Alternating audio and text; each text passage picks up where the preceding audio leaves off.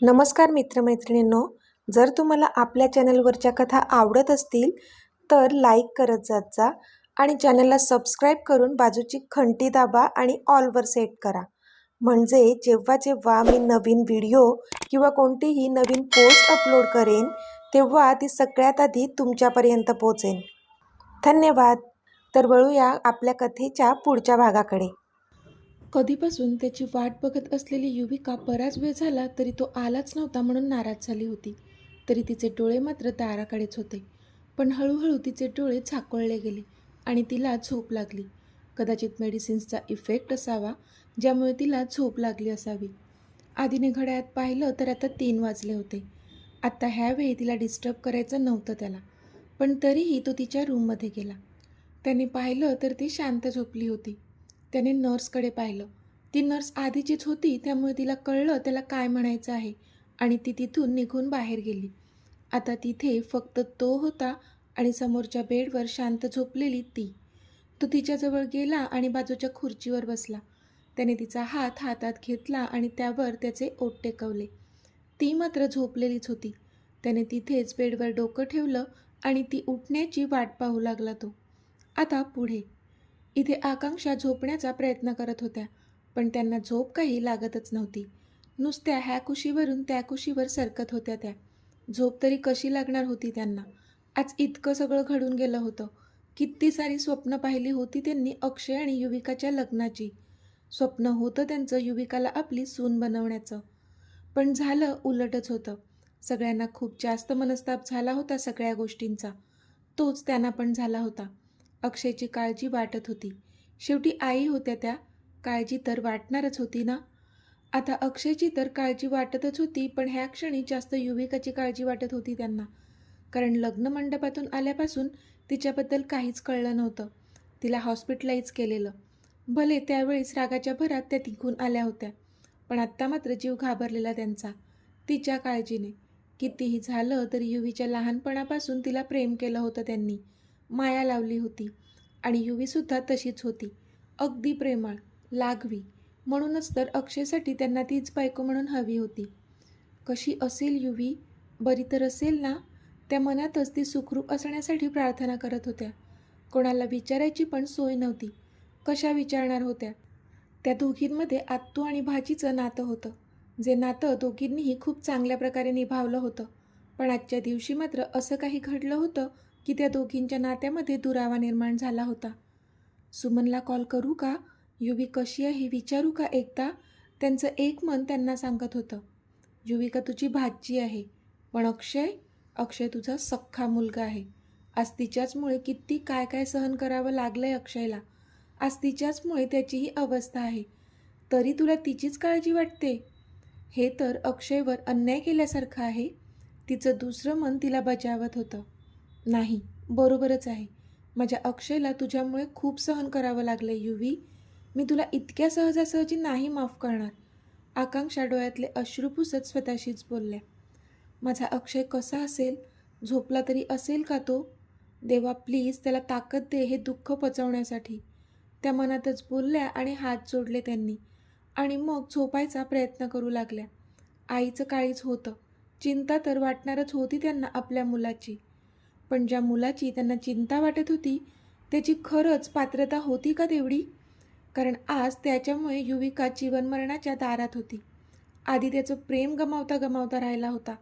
सुमनताईंनी त्याच्यावर विश्वास ठेवून स्वतःच्याच मुलीच्या आयुष्याशी खेळल्या होत्या त्या. प्रतीक्षावर यशराज चिडले होते. आजीसोबत तर आजोबांनी बोलणं टाकलं होतं आणि त्याच्या स्वतःच्या आईच्या म्हणजेच आकांक्षाच्या तर डोळ्यांना डोळा लागत नव्हता त्याच्या काळजीने.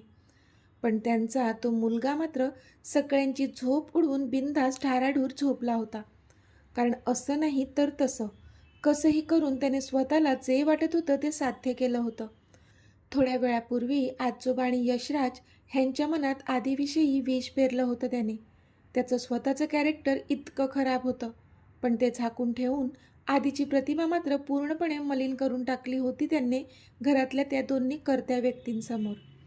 म्हणून बिनधास्त लोळत पडला होता तो त्याच्या बेडवर.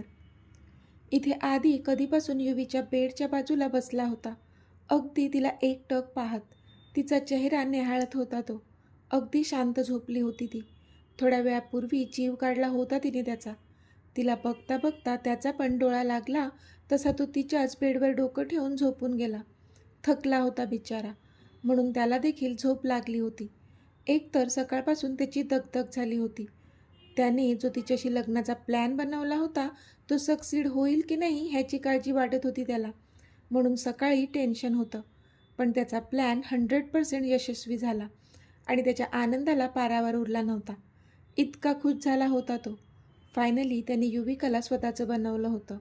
फायनली ती मिसेस युविका आदित्य इनामदार बनली होती. पण त्याचा तो आनंद मात्र काही क्षणांपुरताच उपभोगता आला होता त्याला, कारण त्याच्या युविकाने हे असं काही करून त्याच आनंदाचं वातावरण दुःखात बदललं होतं. सुमनताई, मिहिका, परी आणि रियांश चौघे बाहेरच होते. कोणीच घरी गेलं नव्हतं.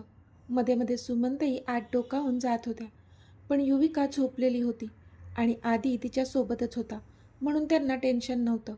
कारण एव्हाना त्यांना देखील कळलं होतं की आधी तिची सगळ्यांपेक्षा जास्त काळजी घेऊ शकत होता. आता पहाटेचे 5 वाजत आले होते.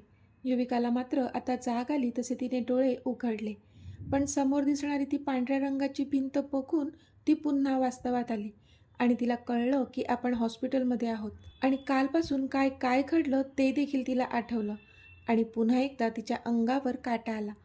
पण लगेचच तिची नजर तिच्या अगदी जवळ असलेल्या आधीवर गेली. तशी कधीपासून घाबरलेली ती थोडी रिलॅक्स झाली त्याला पाहून.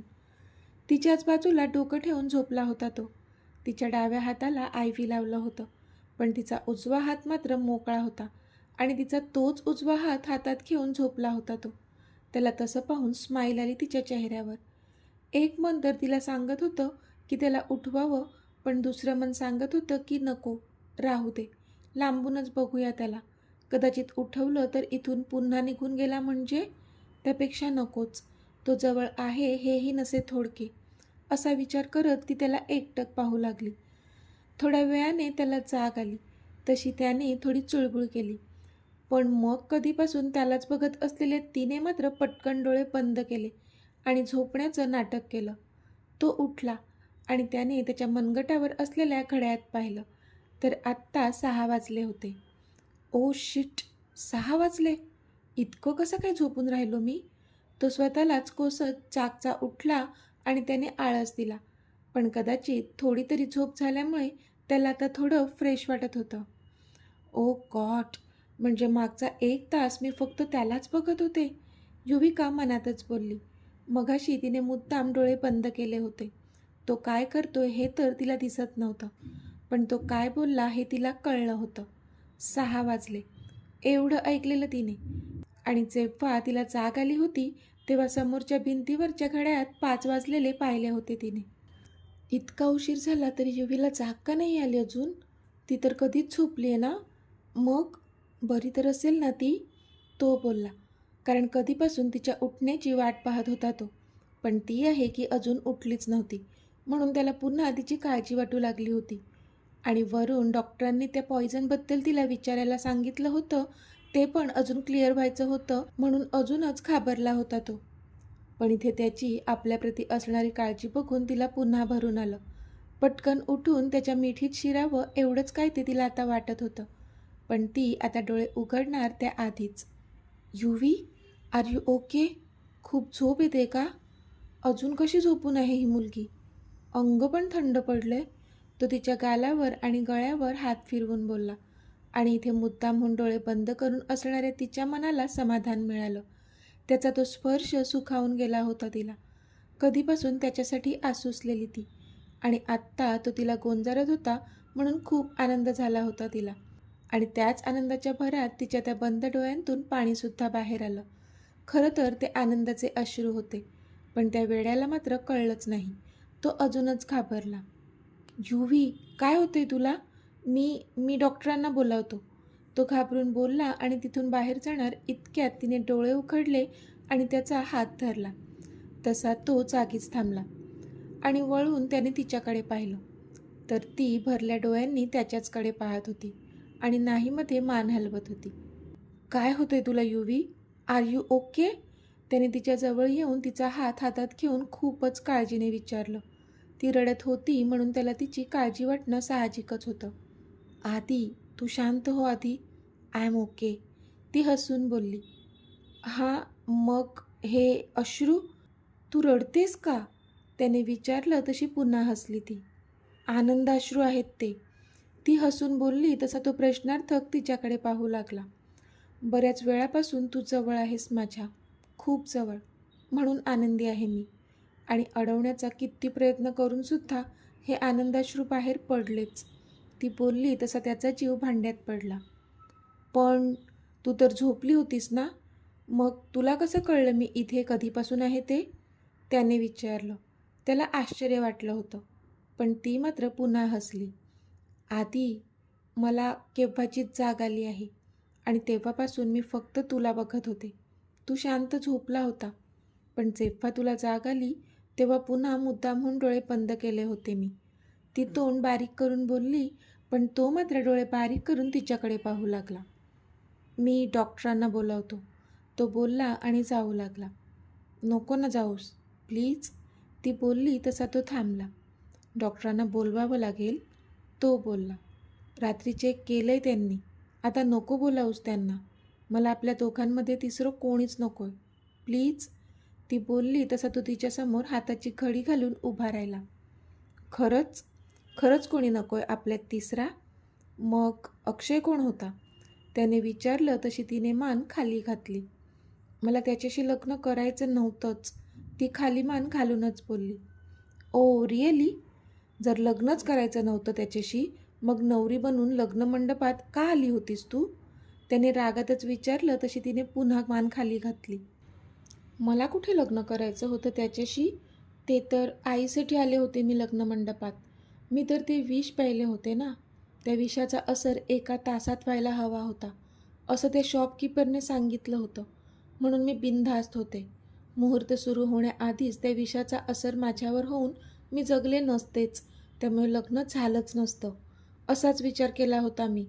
पण त्या विषाचा असर झालाच नाही माझ्यावर. आणि युविका बोलतच होती, पण त्याने मात्र पटकन जवळ जाऊन तिला मिठीत घेतलं. तिला काही कळलंच नाही, पण जेव्हा तिचा खांदा भिजला तेव्हा तिच्या लक्षात आलं की तो रडतोय. आदी, तिने त्याला आवाज दिला तसा तो तिच्या मिठीतून बाहेर आला. असं बोलवतं तरी कसं गं तुझ्याच्याने? काहीच वाटत नाही का तुला असं बोलताना? तुला कळते तरी का तू काय करून बसली होतीस? जर तुला काही झालं असतं म्हणजे मी काय केलं असतं? हे मागचे काही तास किती जीव घेणे होते माझ्यासाठी ह्याची कल्पना तरी आहे का तुला? तू तर निघून गेली असतीस, पण माझं काय झालं असतं? मी कसा जगलो असतो तुझ्याशिवाय युवी?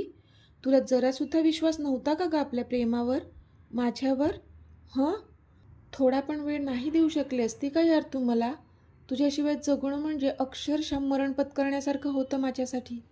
नाही जगू शकत तुझ्याशिवाय मी, तो बोलला, पण ह्यावेळी मात्र तिने त्याला खट्ट मिठी मारली होती.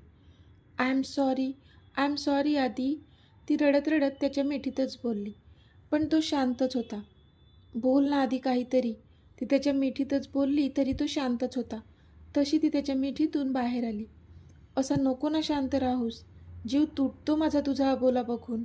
ओरड माझ्यावर, पण बोल माझ्याशी आधी, ती त्याचा चेहरा ओंजळीत पकडत बोलली, पण तरी त्याची नजर खालीच होती. नाही का करणार मला माफ, प्लीज, आता ती खूपच हळव्या स्वरात बोलली. तशी त्याने नजर वर करून तिच्याकडे पाहिलं. माफ करणारा मी कोण आहे युवी? तू तर परस्पर स्वतःचा निर्णय घेऊन मोकळी झाली होतीस, तो बोलला तसं पुन्हा तिच्या काळजात सुई टोचल्यासारखं झालं तिला. आय एम सॉरी ना, नको ना इतकं टोकाचं बोलूस. झाली चूक यार, खूप मोठी चूक झाली माझ्याकडून, पण त्याची एवढी मोठी शिक्षा देणार आहेस का? ती बोलली. मी डॉक्टरांना बोलावून आणतो, तो तिच्या शब्दांकडे दुर्लक्ष करत बोलला तशी ती अजूनच चिडली. काय डॉक्टर लावलंय? मी आहे बरी, तू फक्त माझ्याशी बोल ना, ती बोलली. माझं जे बोलायचं होतं ते बोलून झालं युवी, मला थोडा वेळ दे. And now you need rest, okay? मी आलोच, तो बोलला आणि जाऊ लागला. आधी बोलायचंच नव्हतं तर मग का वाचवलं मला? मरू द्यायचं होतं ना. हे असं तुझं माझ्याशी न बोलणंच जीव गेल्यातच जमा आहे.